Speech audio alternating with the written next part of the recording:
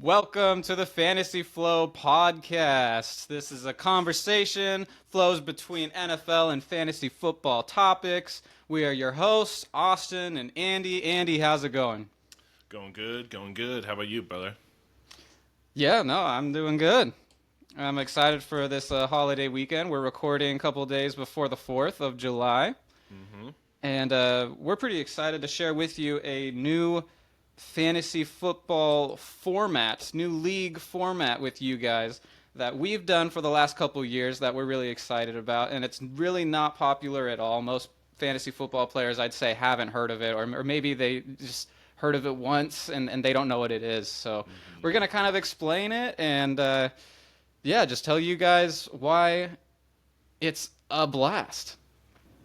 It's called a Guillotine League, and it is basically a redraft league where one team, the lowest scoring team of each week, gets eliminated that week. They get chopped. Yeah. So there's 18 teams in a typical guillotine league to start, right? And then every single week, the lowest scoring team, you're done. That's it for the season. You're out. And what happens is your entire roster gets dropped to waivers where the rest of the league gets to use their free agent budget to make their own rosters better to make sure they don't get chopped next week. And we just keep going from there. Typically, there's no playoffs. There's, points for, points against, doesn't matter. It's just what happens on that week. Are you the lowest scoring team or are you not the lowest scoring team? That's Yup. it. Yup. Andy, what is it like playing in a guillotine league? Ooh, it is a blast. I tell you what. I'm going to give a little bit of extra background here. A couple of years ago, you reached out and said you were starting this league and asked if I wanted to join. I said, heck yes, I'm doing this right now. And we had a little bit of a lull trying to fill that league. And so I reached out to my friends and people I know, and we got it filled up. And it has just taken off since then. I get numerous reviews from multiple different people around the league saying how much fun this is and how this is their favorite league. Definitely one of my top one or two leagues myself, from my opinion. I love the brutality of it. I love the competitiveness. Uh, it's it's a blast. Definitely, yeah. I get the same reaction. Most of my friends who are in it, they're like, "Oh, that's my favorite league. Like that's it's so fun," and it's perfect because if you're like, "Oh, I'm already in too many leagues," or you don't want to Mm-hmm. commit. I think it's really approachable for people who are new, maybe people who are new to fantasy football even, but also people who've been playing for a while and they just want to throw a little more spice into their fantasy football. Join a guillotine league Good flavor. because you don't need to be the top team. You don't need to be the No, top scorer. You don't need to be doing the most research. You just need to not be last. That's the whole name of the game. Just don't be last. don't be Don't get last. chopped. Yep. So, if you're brand new to it, you can hang around and you can mess around. You can throw some waiver bids out there and Mm-hmm. you know, another team who's been doing research all summer, they get hit with some injuries and they miss on the one or two picks and suddenly they're gone. And that's why I recommend that it's not your only league. You're right. It's just a really fun addition to fantasy football as a new format. The secret sauce of the Guillotine League is the weekly waivers, and the weekly waivers definitely require a free agency budget, a fab system. And that's where the meat of the strategy of this league is going to come into play because when you do the startup draft, which is it's just a redraft, normal draft, except there's 18 teams, so everyone's team looks kind of rough, and you're Right. starting guys that would are on waivers, on all your other leagues. They're scrubs basically, and they're in your flex spots to start off. But as teams get chopped, fast forward 10 weeks into the season, you've lost 10 teams. So now it's basically an 8-team league, and your roster is stacked Hmm. because you're now having to distribute the entire talent of the NFL across only 8 teams. Right. So there's a ton of strategy that goes into how you spend your own budget to improve your team. And, if you do that at the beginning, play it safe, make sure that you don't get chopped. So you're spending to add stud players early to keep you off that bottom rung that's going to get chopped. Or do you hold on to most of your budget for later in the year, try and get by. Yeah. That way you can really make a push for a championship. When you get down to 5 or 6 teams left, you can outbid the other teams and be the last one standing. Yeah, the league that it's set up for is a single quarterback, and so definitely after last year that I noticed that having a solid quarterback as early as you can, kind of putting your stamp on a quarterback is crucial for that long term plan in the league. 18 teams to start off, Yeah, so you couldn't really make it a super flex because then there's not enough for everyone to start too. right. Even before bye weeks, there's just not enough to go around. But yeah, that's such a good point because in an 18-team league, those top, I don't know, 6, 7, 8 quarterbacks who can give you some rushing points, throw a Yeah, bunch of touchdowns, just on those elite offenses. That helps provide a base, and that's what this is all about. It's kind of the opposite of best ball.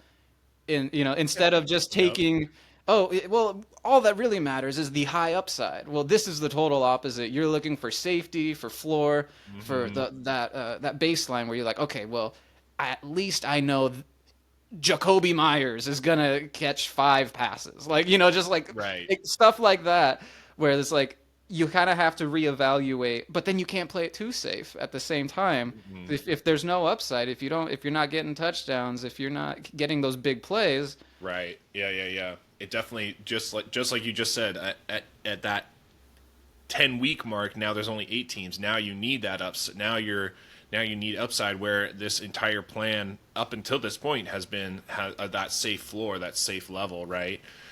It. I totally agree. I don't yeah. think either of us have been chopped. Fortunately, been chopped in the first week. Correct? Not the first week. No, Yeah. so I'm the commissioner. We're co-commissioners, but I Co-commissioners. I Yeah. try to kind of spearhead it, and I was chopped, I think, fourth last year, Okay. and that was rough. I drafted Justin Jefferson, and his early injury really hurt me, but I was kind of in denial. I thought the rest of my roster was going to, I knew it Mhm. wasn't good, but I thought it might be good enough. I thought I could hold on to my budget. I didn't want to overspend. And yeah, I was too timid with my spending my budget. I didn't have the Right. self-awareness to say, "Oh, no, my team actually sucks without Justin Jefferson. I need to spend all this money to not get chopped." I just Right. tried to just get by, I'll bid but not too much, and then I don't get the player, and then I got chopped. Right. Uh, so Right. it's super tough. There's a lot of strategy, but at the same time, if you just make smart decisions and just kind of hang in there, Yeah. you're probably not going to get chopped. And I have some statistics here that Yeah. kind Go of for back it. up what I'm saying because I feel like that's everyone's number one question when they first hear about it is, "Oh, that doesn't sound like fun. What if I get chopped? Then I'm just out? That's it?" And the answer is yes, but so it's a 5.6% chance you get chopped week 1. That's 1 in 18. It's a 5.9% chance you get chopped in week 2. That's 1 out of 17. The next week, it's 6.3%, and it just kind of creeps up from there. So, yes, you are at risk of getting chopped every week. That's Hmm. the stakes. That's what gets you invested in it. Yeah, but most everyone is going to be in the league for a good chunk of the year. Yes. And Yeah. I think that is a ton of fun that it adds those stakes and that there's no weekly matchups. So No. a lot of times in my other leagues I'll kind of check out because either it's really clear after the Sunday morning games, oh, I've got this one in the bag, or oh, I'm getting my butt kicked this week. Hmm. And you kind of check out. Well, in Guillotine, you're always looking because no matter how good your team's doing, you want to know which team's going to get chopped. Right. And you want to know which team's players are available to add to your team on Tuesday, Yeah. so it's really fun. Everyone's really active because you have to be, otherwise you're going to get chopped. Right. And yeah, what else do you like about it, Andy? Yeah, I like being put in those tough spots. I'm a big poker player myself, and I like to be challenged on the poker table. I don't want to get aces every time. I want a different hand so I can play it to the best of my ability, and that's exactly what this league forces you to do. Is it makes you think about those tough decisions. One highlight decision I made was, I forget exactly what week this was, but I think it was the week that Kyron was coming back last year, and I had a decision between Austin Eckler or Kyron, and I was going back and forth, and last minute I go, yeah, I'm going with Kyron. I don't think Eckler's going to do that great, and boom, it was one of his like 50-point fantasy point games, and I just was ecstatic the whole day. I just was Yeah, yeah, yeah. good play, oh, good call. Like, I didn't have to worry about Guillotine at all because Kyron put up ungodly numbers for me. And I have That's my awesome. wife in the league. You have your wife in the league. Hmm. It makes the household really competitive during the season. My wife gets a kick out of it. I'm assuming yours does too. Yeah, yeah, no, it's a lot of fun. She hasn't really lasted too long the last couple of years, but no, she really likes the camaraderie and the Yeah. joking around in the league chat. You see someone who just way overspent on their budget for a player because Right. they were freaking out. They almost got chopped the last week, and that's our favorite part, I think, is Yeah. just The man. analysis of it all. Absolutely. Yeah, Yeah. yeah. Like you said, there's just layers of strategy, when to improve your team, how much to bid. I know we had someone who it was his first time in a guillotine league last year, and he was so nervous that his team was going to be bad. And he honestly, I think he drafted a player who was on the pup list to start the year, and he drafted Oh another yeah. player who was suspended, which are Oh things you should not do in a guillotine league because no. we're talking about week one, Yeah. and those guys are not going to be they're going to score zero. And so he almost got chopped, and then he freaked out, and then he bid like 90% of his budget on Christian McCaffrey, or if it wasn't Christian McCaffrey, it was another top Big tier name. player. Yeah. And hey, that kept him in for a very long time, and he had an absolute blast. He ran out of money, and I don't think he made the top three, but it's just so much fun, and there's so many different ways to slice it. I've thought about starting a listener guillotine league. So if there's interest for that, and you can let us know either email us or in the comments or Oh wherever yeah. Let however us you want to know. get in touch with us. If there's enough interest for that, I would be totally down to do that. Oh, for sure. Another fun thing about the Guillotine League is that you'll see some NFL players, they'll get chopped from a team, added to a team, chopped again, added Yep. and then chopped again. And that happened, I think, a couple years ago. CMC was just notorious for Mm. getting chopped and chopped because they kept saying that the team kept saying, "Oh, we're gonna bring him back. I think in a couple weeks we'll bring him back." And so the fantasy managers would be like, "Oh, I could add CMC on a discount now," and then Mm-hmm.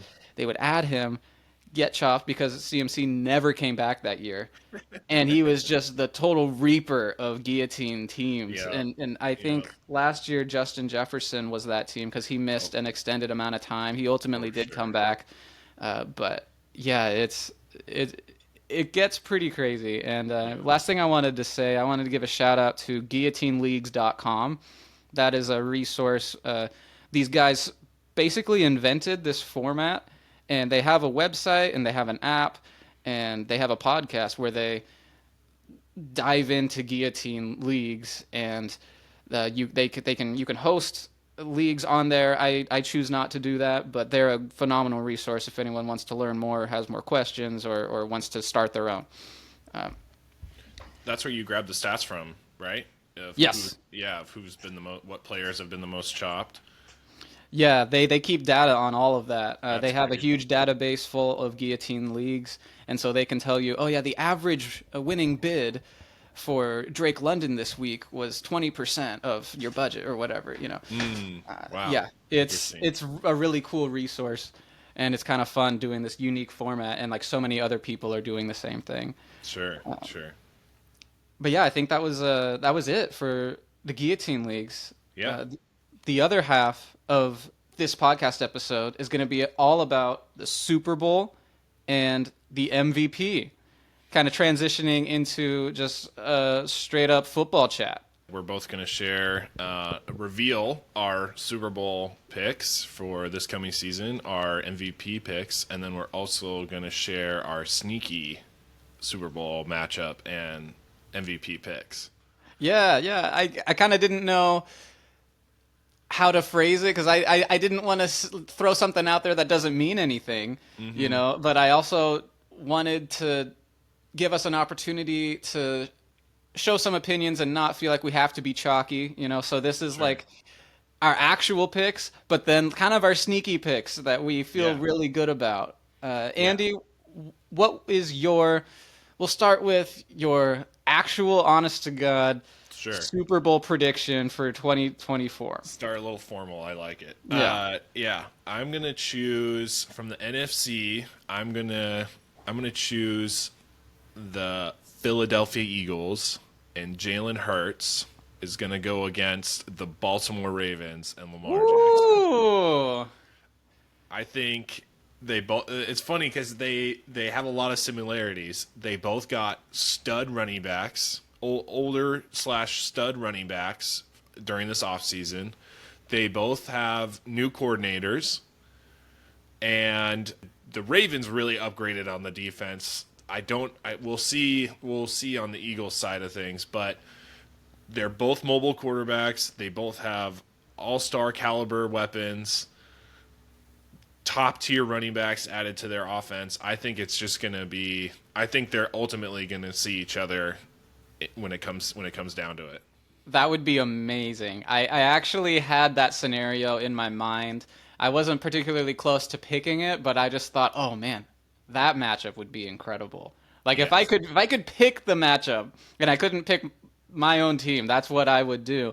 It's absolutely incredible. Kind of the symmetry. You have Jalen Hurts on one side, Lamar Jackson on the other side, and both teams brought in veteran, you know, borderline Hall of Famer, Saquon Barkley, Derrick Henry, and they're gonna make defenses have to kind of choose between, well, do we sell out to stop Saquon Barkley, or do we have to respect the running Mm-hmm. threat of Jalen Hurts, and vice versa for the Baltimore side, right? Right. That's going to be a massive headache for defenses all year, both teams, and I know their offenses are different, but yeah, that would be amazing.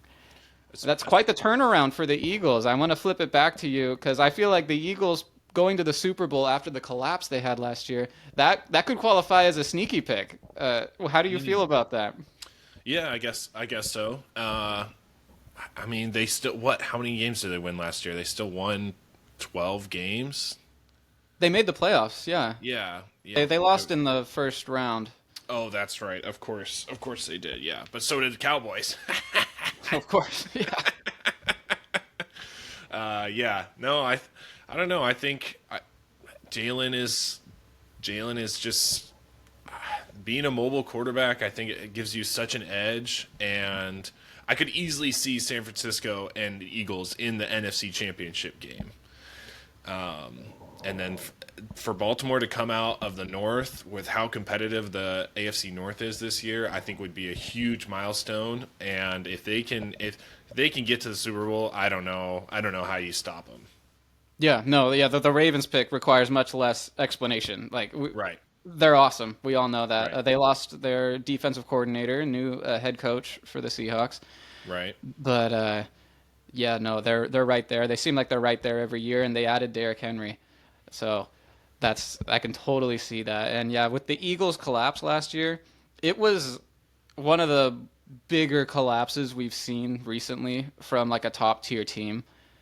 But I Yeah. think people remember it worse than it was, and I say that because it was just the defensive side of the ball. Like the Hmm. offense was still rolling. Jalen Hurts was still putting up ridiculous numbers.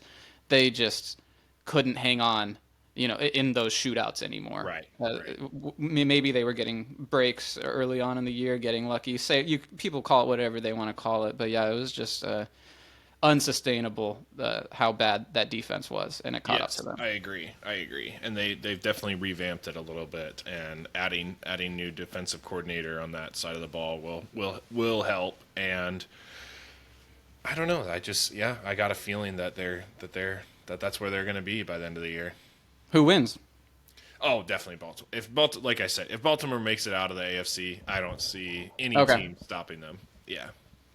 Yeah, that'd be a ton of fun. For my Super Bowl prediction, I went way more chalk, unfortunately. I have it as a rematch, 49ers and Chiefs. Ooh, Yeah. dirty. Yeah, no, it feels gross, it feels chalky. I don't like it. In fairness, I do have the 49ers winning. I think that would be an awesome storyline, and I think that That would be roster is cool. absolutely loaded. Yeah. And I think Kyle Shanahan finally gets a Super Bowl win. Yeah. Um, I don't need to explain it. These are the two best teams. No. I just have some quick notes. The Sure. 49ers, five players on offense who were an all pro last year. That's like half your offense Yeah, is that's an all crazy. pro. That's crazy. They don't have a lot of turnover on their No. roster. They're No. just running it back. So I just had too tough of a time picking anyone other than them. Right. And especially we have kind of our sneaky picks later, so that I felt like that gave me permission to be chalk here. Sure. Um, Sure. on the Chiefs side, they had a huge need at wide receiver, and I feel like they addressed it very aggressively. Hmm. And I respect that. I respect that. They went out and they signed Hollywood Brown. He was one of the highest paid free agent wide receivers. And then they used a first round pick. They traded up to draft Xavier Worthy. Right. So I think that that's going to pay huge dividends, especially later on in the year when you get Rashee Rice back from whatever suspension he's going to get, and Xavier Worthy, gets his sea legs under him as a rookie. We see a lot of rookie wide receivers kind of come on in the second half Yes. Yes. of Totally. their rookie year. So I think that you know their defense is great. They retained their defensive coordinator. I just see those two teams clearly at the top. Uh, I will yeah. say the postseason comes down to coaching more than you think. Hmm. Sure, these teams can be team X, Y, and Z can be so great during the regular season, but the postseason is win or go home, and that's when the great coaches become great. I mean, that's how a normal coach becomes a great coach, is succeeding in the postseason, and it is so hard to bet against the likes of Andy Reid, Kyle Shanahan, Sean McVay, even Bill Belichick, and John Harbaugh. I mean, it's all these great coaches that's where they shine, is in the postseason. I couldn't agree more. Yeah, we might be talking about one of those coaches you named in a second, Oh, but there you go. for now, I'll flip it to you for your sneaky Super Bowl prediction. Yeah, yeah. Like you said earlier, I didn't really know how to take it. Sneaky, like ooh, like what's a really good pick that is probably really close to probably happening, or what's like something that I would just love to see. And so that's kind of where I went with it. Was I tried to blend it, but mostly what I would just love to see is the Lions versus the Texans. Ooh, Right, Lions come back. They went to the NFC Championship last year. They run it back. They re-sign Goff. They give St. Brown an extension. They just do the same thing, maybe tighten up the defense a little bit, and then they make it to the Super Bowl. And then C.J. Stroud with the Texans. I mean, they are just put in a position to win. And I'm a big fan of their head coach, and I would love to see that matchup be the final two. How could you not? That would just be must watch TV in my opinion. Absolutely. No, yeah, I love D'Amico Ryans too. I also picked the Texans as Ooh, my sneaky AFC Super Bowl team. So you nice. don't got to sell me on it. Yeah, I think that that's perfect because yes, everyone's talking about the Texans this offseason, but they're not talking about them in the Super Bowl conversation. They're No, no, talking no. about them as like an exciting team who can take the next step. But Hmm. like, why not them for the Super Bowl? It's happened before. There's precedent. I have a stat that I would love to share. Recent quarterbacks who went to the Super Bowl in year two. You have Russell Wilson, Joe Burrow, and Brock Purdy. Yeah, yeah. I like two of those names. Okay, I mean, hey, he Russell Wilson did have one of the best uh, defenses of all time, but Yeah, he was yeah. very very competent on his side of the ball. And if you count their second year as a starter, not their second year in the league, but the second year as the starter, Hmm. you can throw Patrick Mahomes and Jalen Hurts into that as Okay, well. yeah. That conversation becomes a lot better now. Yeah. I mean, that's a lot of recent history, right? Yeah, yeah, it is. Yeah, yeah, within the last 10 years, Yeah, yeah. 10, 11 And years. Stroud is, I mean, based on his rookie year, he's absolutely up there. Oh, I know. And Yeah. he has the surrounding cast to do it. So, Right, right. I'm with you. man, yeah, the Lions, I don't know how sneaky they are, but that would be awesome to see them Oh, in the yeah. Super Bowl. Everyone's rooting for them. The whole Jared Goff drama and him getting a second chance and Yeah. the Dan Campbell of it all. Yeah. Yeah, I mean, there's just both teams are super exciting to watch, and so how cool would that be to be two of the most exciting teams to watch make it to the Super Bowl? Yeah, yeah, no, that would be insane. What Uh, about you? my NFC team is going to be Sean McVay and the Rams. Ooh, dirty. Look, we're Seahawks fans, and I know I put the 49ers in And the Rams. like 5 minutes ago, and then I just put the Rams in. But I have a ton of respect for both of these teams, and I have a Yeah. ton of respect for the NFC West. And like you just said, coaching plays a massive role when you get to the postseason. Hmm. And I also have kind of a fun little stat for the Rams going back to last year. If you remember, the Rams made a really nice run in the second half of the year. And I want to share in the second half of the regular season, the Rams won 7 of their last 8 games. Oh my gosh. And the one loss that they had was in overtime against the Ravens in Baltimore. Oh yeah, on that And punt return. yeah, Tylan Wallace Yeah. had a walk-off punt return Yeah. touchdown to win the game. Yeah, I remember that. I just watched a highlight of that punt return. That was just the implications of that game if Ravens lose was just massive. Exactly. Yeah, they finished. They had the number one seed, did they not? They did. Man, yeah. So props to Tylan Wallace, but I mean, let's call a spade a spade. Like that was a fluky loss Oh, for the for Rams, sure. and For that was the sure. only one they dropped for the entire Wow. second half of the year. That's And crazy. they made the playoffs. They had to go on the road because they stunk it up in the first half of the year. Hmm. They had to go on the road into Detroit, and they ended up losing that game by 1 point. Yeah, that was also super close. I mean, that's just so much closer than I remember it being. I remember the Rams being mid because their Yes. final record I think was like 10-7, but if you just look at the second half, they were on an absolute tear, and I think they could be a sneaky team if something were to happen to some of the 49ers key pieces. They could win Yep. that division. They could have some home games, and yeah, I think I just give a ton of credit to Sean McVay and how quickly he's able to turn around teams that on paper don't seem to stack up, but then Hmm. suddenly they're winning games. Yeah, on paper they're trash. Yeah, But their defense was trash last year, yeah, yeah, but even super then easy. they managed to be like middle of the pack I in the know. second I half. know. So, Crazy. Yeah.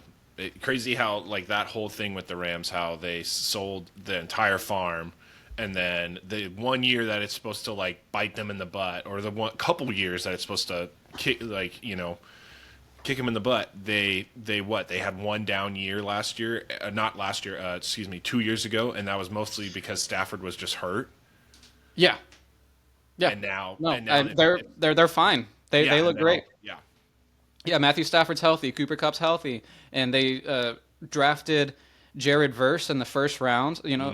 Suddenly they have a first round pick again, right? And Right. and they draft one of our favorite edge rushers, and then later in the draft they take the guy who played right next to Jared Verse on that Florida State defensive line, so they have that chemistry. I, yeah, I'm worried as a Seahawks fan, Yes, yes, and oh, I'm 100%. if I was a Rams fan, I would be excited, and I would be excited that no one's really talking about us too. Okay, well, I'm gonna let you keep on going. Who's your MVP pick for this year? Patrick Mahomes. Ah, Sorry, yeah, no, boring. I know. It's Super Chuck. He's far and away the odds-on favorite to win the MVP, and I think that's part of the reason for that is because he hasn't won it. I think either of the last 2 years. Oh my gosh, give Uh, the man a break. The NFL doesn't do that, man. They like to like spread it out. I guess Lamar did get his no, say. yeah, no, it's totally the LeBron effect, where like he's the best player in the league. He has been for Hmm. 10 years, but you just get tired of giving the same guy the Yeah, trophy every time. yeah, It exactly. feels like Patrick Mahomes is due. The passing offense was bad, so like obviously we know why he didn't win it last Sure, year. It was a sure. massive down year, and I already mentioned the improvements that they made with his offensive weapons, and I think Kelsey has one more prime year left. I got a stat for you. So we're talking about last year in the regular season. Mahomes had the most interceptions of his career and the fewest total touchdowns of his career. And they freaking won the Super And they Bowl. won the Super Bowl. I don't even know how much more I want to hear, man. This is awful.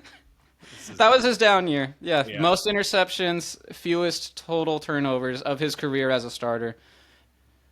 And yeah, they won it with a great running game and with defense. And with But I defense. think they're going to win it in a different way. Or what did I say? Yeah, they're going to get back to the Super Bowl in a different Gotcha. way. Gotcha. Gotcha. Gotcha. And I think he's going to win another MVP trophy. How about you? Who's your NFL MVP prediction? I'm sticking to our guns here of what we were just talking about. I'm going C.J. Stroud. All right. Yeah. Yeah. Yeah. I Yeah. mean, if that's the timeline, it's going to be hard to deny him. Yeah. I mean, you brought up all those great stats of second year. Great names with their having their second year. He is, man. We Joe Burrow was set up his second year, and I feel like C.J. Stroud is on that same exact level of setup of how much he's set up to succeed this year. And I don't, I don't, I don't want to put it past him. I mean, obviously we saw what can happen, and now you add Joe Mixon and Stephon Diggs and re-sign Dalton Schultz. Like, I mean, let's go, baby. I'm with you, C.J. Stroud. The offense is absolutely loaded. And, what's something that I found when I'm trying to pick an MVP for the league is like a balance between a player who is on a successful enough team, but also a player who like stands out in his team. You could say that's the leader, that's why they're winning. Right. If you're just on a loaded squad, it's tough to win the award, in my opinion. No one really knows who to attribute that. Brock Purdy, Brock Purdy, perfect example. statistically, Yeah. had a great case to win last year, and I honestly would have given it to CMC before I gave it to him. Yeah. I think if a positional player was going to win it would have been CMC last year Yes. Yeah. because he was the best player on the best team. But yeah, they gave it to Lamar because no one could really explain it. Mark Andrews went down. Their wide receivers are just disappointing. But somehow that team just kept winning games, Right. and they were winning games obviously because of Lamar. I think that could be C.J. Stroud this year. Not that his supporting cast is going to crumble or anything, but Right. I just think he's so incredible. What's your sneaky MVP? You went with Patrick first. Who you Yeah, got? my sneaky MVP pick for this upcoming year is Jordan Love. Ooh. Okay. Okay, you're not sold. All right. That's okay. That's okay. He's plus 1400 in MVP odds. So I feel like I had to make up for my chalk pick of Patrick Mahomes. I went deep. I went in there and I pulled out Jordan Love and I almost picked the Packers for my sneaky Super Bowl team for the NFC too because I really believe in what this offense was doing, especially in the second half of last year. They're so young. He had the Oh second most boy. passing touchdowns in 2023. Well, yeah, they didn't have anybody in the backfield to take the touchdowns. He was their only. Yeah, He was slinging it. yeah, Yeah, he had an incredible year, and it was mostly done in the second half. You might start to develop a theme here if you're hearing me. A lot of my analyses and opinions are based on the second half of last year, and I don't think that's recency bias. I'm just thinking about the trajectories of teams, sure. and what they're doing and how they're developing, and in particularly the Green Bay Packers. They had the youngest starting offense in the league by a ways last year. And I think if they can continue that momentum, if they can grow into their prime, and Jordan Love, he pretty much just needs to do what he did last year again, and the team needs to win a few more games, and he'll Yeah, be right in that conversation for MVP. So I think if a couple things break right and he continues to develop, he could definitely be the new MVP. yeah. I mean, I can't disagree with the team. I think the team as a whole looks a lot better this year than last. I don't know, man. I just like you said, the receivers are so young. Was last year a fluke? Maybe, maybe not. They do have great coaching over there. I like it. I mean, I definitely think the Packers are going to be good. I don't know. I don't know. I can't. I don't know if I can get quite on board, but No, you don't have to get on board. You don't have to get yeah, on board. yeah.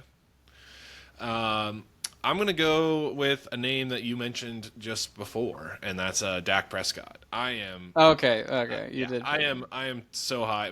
Yeah, maybe I need to swap those. Maybe CJ's my sneaky and Dak is my real. I don't know. Either way, Dak is he's going to be in Jordan Love's position like Jordan Love was last year. He doesn't have anybody behind him. He has CeeDee Lamb. You and me are both in agreement that CD is going to get a bunch of yards, a bunch of Oh fantasy yeah, points this year. I oh yeah. mean, so he is their offense. He's in this weird contract year as it sits right now. He doesn't have a new contract. He's been in this spot before. Prove it years. I don't see how he doesn't lead the league in passing yards, in passing touchdowns, probably turnovers. Probably from a quarterback, probably turnovers, and but I think they're going to win enough games because to get MVP, you can't be slinging it and be successful and scoring touchdowns, but then also losing games, which Yeah, yeah. Dallas is probably going to do a little bit. So I think they're going to win enough to where he'll be MVP level, but I don't think they're going to be a very good team, if that makes any sense. Right. Okay. So you think the Eagles will pass them back in the division? Oh yeah, for sure. I Yeah. think Eagles will easily pass up Dallas. I don't see Dallas. I see Dallas being a double-digit win team, but I don't see them being successful. If that makes any sense, it's like seeing a team. Okay, their wins say this, but reality watching them says this. Yeah, yeah. No, totally. It's like if Jordan Love were to win 11 games, people would be like, "Oh, cool." Yes, If yes, Dak Prescott wins 11 games, no one cares. exactly, It's exactly, what are you going to do in the postseason? exactly. But Yeah. yeah, no, and you were right. So Stroud is plus 1,000 for MVP, and Prescott is plus 2,000 for MVP. Oh wow, yeah, yeah. Okay, there we go. Yeah, I So mean, that is sneaky. yeah, okay. I'll take it. I'll take it. I'll put money where my mouth is. I did say that Dak could win offensive player of the year. I really don't think he's going to win MVP, but I could see a world where that happens. But I easily think he could win offensive player of the year. That makes a ton of sense, right? Yeah. Because you offensive player of the year, that's who you give to someone who stuffed the stat sheet all year. Exactly. Not like a leader of a contending squad. Yeah, leader of men. Yeah. No slight to Prescott, but slight to the Cowboys. Yes, exactly. Yeah. Yes. Yeah. Yeah. Well, this has been a blast. I think in our next few episodes, we're going to dive into actual fantasy football advice and which players we like for this year, which players we don't. And you can probably guess kind of how we're feeling about certain offenses based on some of the content we've already come out with. But we're going to actually dive into ADP and things like that and tell you kind of who we're liking in the draft now that we're kind of starting to see the dust settle. Now that the ADPs are kind of starting to settle across platforms and where we're kind of figuring out what this year is going to look like come draft season, we're going to be jumping into some advice. And I'm looking forward to it. Yeah, and reach out if everyone listening, reach out if you are interested in starting up a Guillotine League. We'd be more than down to host and to get that set up for us. Absolutely. Bye, y'all. Bye. Thanks a ton for making it to the end of the episode. You're a real one. Don't forget to like and subscribe. That's a free, easy way to support the show, and it really helps us out. And leave us your comments down below if you're on YouTube, or send in your questions at thefantasyflowpodcast@gmail.com. Until next time.